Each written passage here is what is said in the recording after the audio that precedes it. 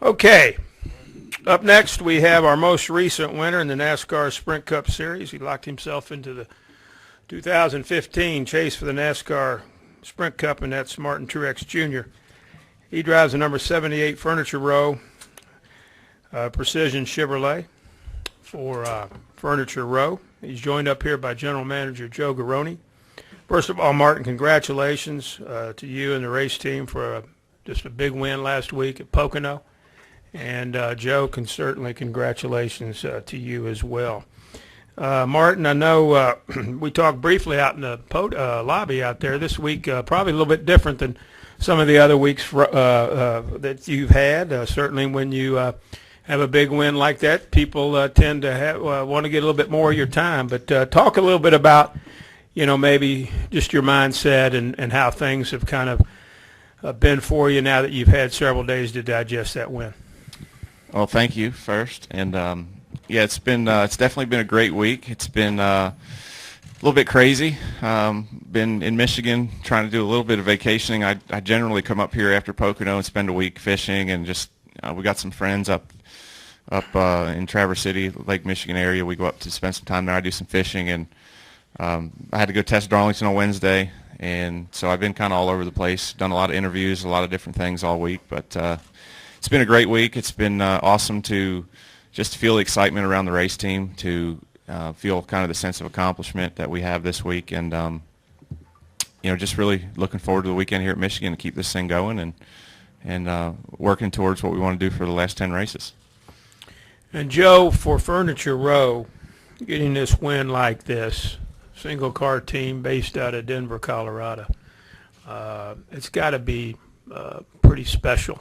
Let's talk about how things have been around the race shop this week, and if people have maybe a little extra spring in their step. Oh, absolutely, and it really goes back four weeks ago probably. We've been running really well and feeling like we should be getting a win, and the fact is you can run really well for years and not get a win, so getting the win just set the shop over the top, and the guys have been working real hard, and this just brings a whole new energy, which is terrific at this time of year. It's a good time to have that energy. So it's been real exciting for sure.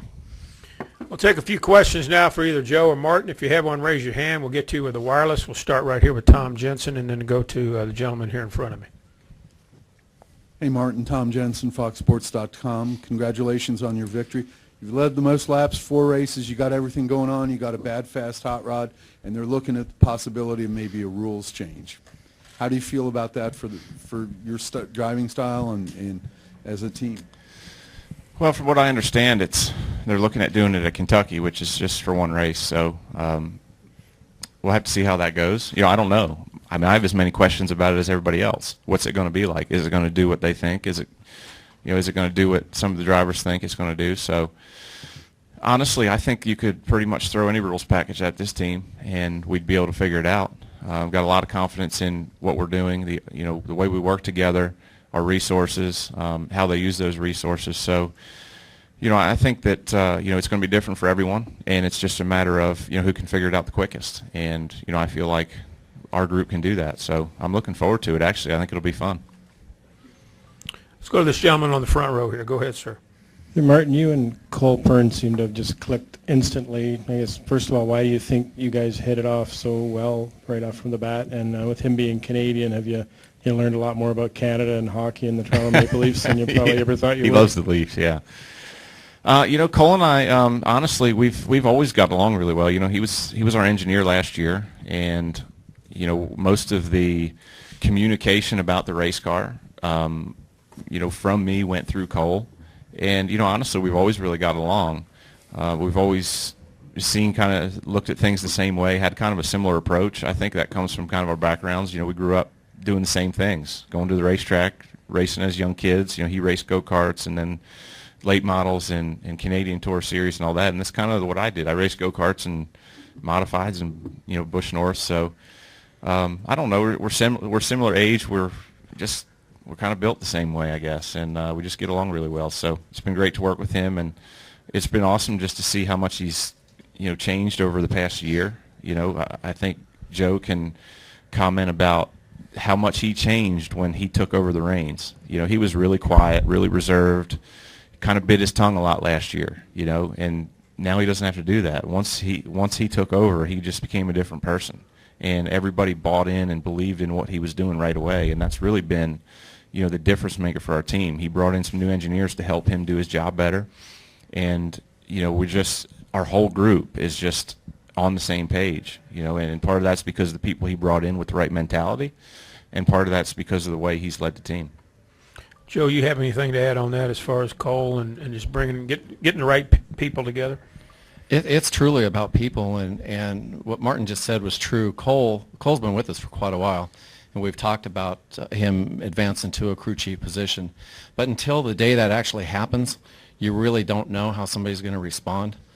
And he walked in the shop once he finally accepted the fact that he was going to be the crew chief, and it was a switch flipped. He went from being able to say, well, they'll get it fixed, don't worry about it, to grabbing the reins and saying, this is what we're going to do, and just take the lead. And it didn't surprise me, but I was pleasantly surprised or happy to see it happen. And it's been leadership ever since then, so it's been really strong and good. Over here to Mike. Yeah, Martin, how realistic is it for a one-car team from Denver to take on the Giants down in Charlotte and Mooresville and win a championship? I mean, obviously you think you can, and you wouldn't be racing if you didn't. Yeah. But what's it going to take? More of what we're doing and just continuing to get better and push hard and try to find more speed. I think everybody's looking right now at, everybody's constantly working hard. Things change a lot in this garage area. There's a lot of smart people that are always working and always pushing to find more, and we've just got to keep doing that. I think that we've shown this year we're capable of it. Certainly the last 4 weeks have been great. I feel like we've showed and proved that we can battle with them week in and week out. And honestly, we've just got to keep our eye on the prize and stay focused and keep working hard. I know for a fact the team has it in them. It's just a matter of whether we get it done or not. Other questions? Go right over here to gentleman right there. Just about the rule changes. If it is at Kentucky, that's only a month from today. Is that enough time with all the other stuff you guys have going on to kind of adjust and see what your team needs to do? Yeah, I mean, I think Joe can probably answer that better than I could, but I guess it really depends on, is it just really going to be one race, and how much time do you want to spend on worrying about one race, or are we going to have this rules package for the chase? I mean, there's a lot of questions right now, I think, from everyone, and if it's just going to be for one race to see how it goes, yeah, we're going to put some effort into it, but we're not going to throw away a chance to work on our cars for later in the season and keep developing on the package we have now. Let's go to far right here to Lee. We'll go to the gentleman there, and then we'll go to Alan. Zach, did you not get your question? No. You didn't? No. Let's go, man. Zach, my fault. Go ahead, Zach. I had you in the queue next. Go ahead, buddy. Zach Albert, NASCAR.com, for Martin and or Joe. Barney had brought up earlier this week, the potentially being at least open to looking into a different manufacturer. Do you guys chalk that up just to kind of the business side of things and just looking for more support, or where do you think you guys stand with all that right now? I think I'll take that one. It is. It's about business. It's about we're in a sport. It's real expensive. We truly can't afford to do it. We can do it, and when I say we can afford to do it at the level we want to push it to be able to be in position to win a championship, we need more resources. And Chevrolet has been a great partner. We've been together for 10 years now, but they're spread across. They do a great job. They want to look at all the championships they've won. But to get to the level we need to get to, we need to get a lot more support, and we're open to and have been looking to try and get that just to push our team forward further.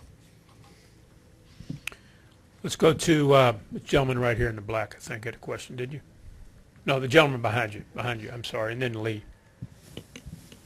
Kyle Pogrefsky, the fourth turn for Martin. There's talk about for next year track-specific aero packages. As a driver, would you support that kind of move? I'll support whatever puts on good racing. I think everybody's on the same page, as far as that goes. We'll do whatever it takes to make it to make the racing the best we can make it. I think that if you have different aero packages for different racetracks, it's certainly going to put a ton of extra strain on the teams. They're going to have to build more race cars, have more cars. I can't imagine the wind tunnel time that and the expense it's going to be to make all that happen, to make sure we're to try to be competitive with each one of them. You can't just pick one. You got to be good at all of it. So again, we'll just have to see where it all goes. Let's go to Lee, far right there, Martin. Lee Spencer, Motorsport.com. Barney said, I guess on Sirius the other day, that the team really noticed a difference in you at a California test in the off season. Is that kind of where the light switch flipped on for you with the team, do you think? I think it was probably earlier than that. I think it honestly goes back to Kansas last year, where we really the fall race at Kansas, where we really pinpointed a big issue that we had, and that was really the first step in correcting our issues and trying to kind of figure out, okay, how can we this is the road we need to go down. If we keep going down this road, this is going to be good. And then California tests in the off season kind of validated that. We took that kind of direction and kept going that way, and then it was like, okay, we went to California, and we really felt good about that, and have just continually built from there. So basically finding a chassis that suited your driving style? No, a chassis that stuck to the racetrack. So honestly, I mean, you can't really say driving style, because I was the only person that ever drove in that chassis last year. So we had some issues. We changed some things, and the car was just super inconsistent. We never knew what it was going to do, from one practice to the next, from 1 week to the next. We just consistently chased our tail last year in circles and never got anywhere until we made those changes. And the other thing is, they're in a unique situation where you're kind of insulated because it's just you and the guys. I mean, Kurt had that same kind of, it was a great situation for Kurt because all the attention was on you. You've never had a situation like that before in your career. Can you kind of explain or describe what makes that so special, that a driver, sure, you have all that outside input data you can get from the Alliance, but all the focus is on Martin Truex Jr. at the end of the day. Yeah, it's definitely that part of it is quite different from being at a place where there's two cars or three cars or what have you, and it gives you so much confidence as a driver, because everybody there, from all the guys at the shop, all the guys on the road, everybody is pulling in the same direction. Everybody is all for one car. There's no, you don't have to worry about them talking about behind your back about, well, this car did that, and this driver doesn't like that here, and this and that. There is none of that. Everybody's completely 100% focused on that 78 car and what it takes to make it run fast, including me. And it makes it really easy to focus on what you need to do to be better. Alan, you have a question? Alan, raise your hand there. Excuse me. Alan Cavana, Fox Sports 1. Joe, just as a follow-up, is in the middle of the celebration and trying to win that championship, is there any negative to talking about a manufacturer change mid-season like this so publicly? I don't think so. You could look and probably come up with some things, but the truth is we didn't say we were changing. We were saying that we're looking, and it's just something that we need to do across the board, including sponsorships. One of the things about the 78 car is because it's always had Furniture Row and Denver Mattress on it, everybody assumes it's sponsored, and it's made us tough to find partners. But again, Barney owns those companies, so we need to get the word out that we are actively looking for sponsorship to come on board, not just for the 78, but to expand the company into a multi-car team. It's for the long-term growth of the team. So we'll just we'll see what plays out and just keep pushing the button and try and expand this thing. Got time maybe for one more question? Anybody else? Okay, Martin and Joe, thank you very much. Congratulations and continued best wishes the rest of this season. Thank you. Thank you all. Thank you all. All right, guys. Thank you. Thanks. Thanks, Joe. Thank you, Martin.